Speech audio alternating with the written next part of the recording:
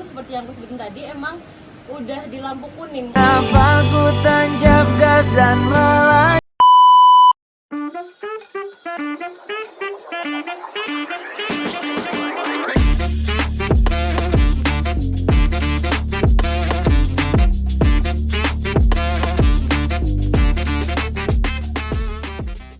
Hai, halo semua, welcome back to podcast Ngobrol Desa. Tempatnya kita ngobrolin yang berat-berat tapi tetap asik aja. Aku Triani Nida dan hari ini kita bakal bahas topik yang agak berat tapi penting banget nih. Kenapa sih desa-desa di Indonesia masih banyak yang ketinggalan? Nah, hari ini aku ngundang bersama aku ada 3 orang hebat yang akan sama-sama kita gali nih pengetahuan tentang desa. Mungkin bisa dari sebelah kanan dulu ada Kahi. Halo semuanya, perkenalkan aku Kahila Diauna. Nah di sini aku akan menganalisis gitu penelitian dari Prof. Sofyan sendiri itu tentang kondisi desa-desa di Indonesia yang memang sudah lampu kuning nih gitu. Mungkin bisa dari Nopal. Halo semua, nama aku Langka Sedi Gantara, tapi aku bisa dipanggil Nopal.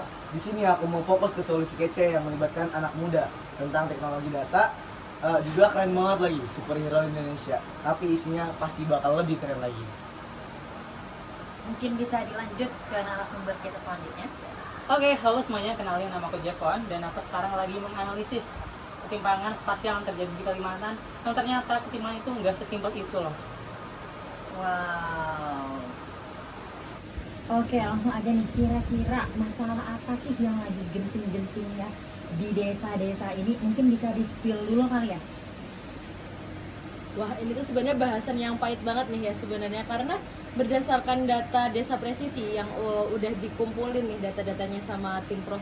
Sofyan sendiri itu desa-desa Indonesia tuh seperti yang aku sebutin tadi emang udah di lampu kuning atau tahap warning yang emang harus berwaspada gitu kitanya tuh. Karena apa nih? Karena yang pertama ketimpangan di desa tuh parah banget. Yang kedua ada banyak banget pengangguran di desa, bahkan hampir 1 dari 4 orang tuh nggak punya pekerjaan. Nah yang terakhir sendiri ini tuh ada indeks pembangunan manusia yang masih rendah banget nih. Nah, yang bikin ironis tuh, pemerintah udah ngucurin dana desa triliunan rupiah tiap tahun, tapi kok masalahnya tuh masih ada aja gitu. Kayak analoginya gini, kamu punya mobil dan kamu mau benerin mobil itu, tapi palu yang kamu pakai malah bikin tambah rusak. Nah, jadi tuh niat baik dong itu nggak cukup. Kita tuh butuh niat yang benar-benar atau alias planning yang benar. Iya banget, jadi di Penajam Pasar Utara tuh ada desa namanya Api-Api. Nah itu tuh desa cuma punya 2 fasilitas umum. Sedangkan di sisi lain kalau kita lihat nih, ada desa yang namanya Desa Balubu di mana fasilitasnya tuh banyak banget. Yang bikin shock adalah ternyata itu tuh dekat dengan IKN alias Ibu Kota Nusantara gitu. Jadi jarak yang dekat dengan ibu kota aja tuh nggak menjamin akses yang adil dan juga merata. Wait, jadi yang dekat pemerintahan malah bisa lebih susah aksesnya ya?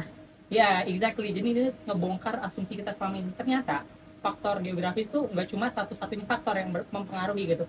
Ada faktor lain, misalnya faktor sosial dan juga politik yang lebih kompleks. Jadi udah 80 tahun merdeka, tapi masih gini-gini aja?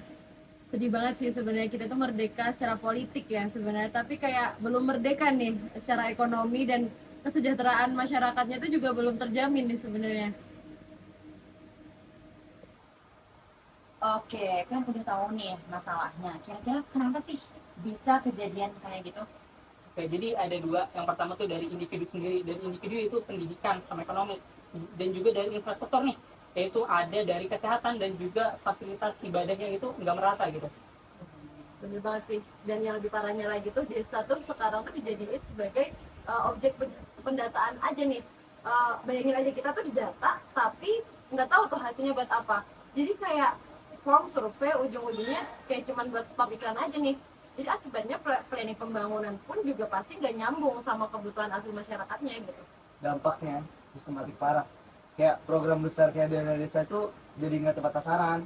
Banyak UMKM kecil atau keluarga miskin yang lewat karena ya itu nggak ada data.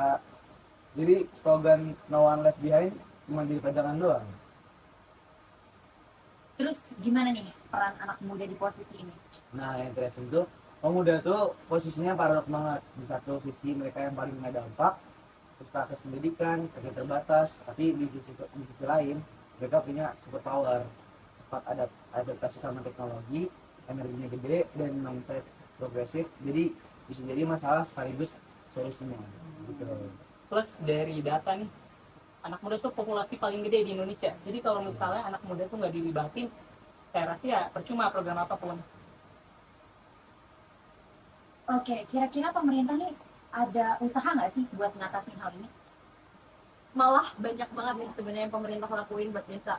Kayak dana desa tuh sebenarnya terus naik, dan ada juga UU desa yang lagi direvisi juga nih. Tapi program pengentasan kemiskinan itu juga macam-macam juga kan sebenarnya, tapi eksekusinya juga masih berantakan. Kayak misal kayak punya pisau tajam tapi kayak nggak mau nih, nggak tahu mau motong apa gitu. Contohnya tuh di Penajam Pasar Utara. Jadi ada daerah namanya tuh daerah yang harusnya sebenarnya tuh daerah privilege karena deket banget sama proyek IKN. Seharusnya kalau misalnya deket banget sama proyek IKN kan bakal banyak benefit yang didapat ya. Tapi ternyata itu nggak bakal dapat. Mereka tuh nggak dapat. Karena apa? Karena institusinya tuh lemah dan planningnya asal-asalan. Yang seru tuh pas kita implementasi data desa di 107 desa bareng universitas, ternyata desa bisa banget loh ngelakuin pendataan sendiri. Mereka antusias mau belajar bareng, mau belajar teknologi, dan bisa bikin ekosistem data sendiri di desanya.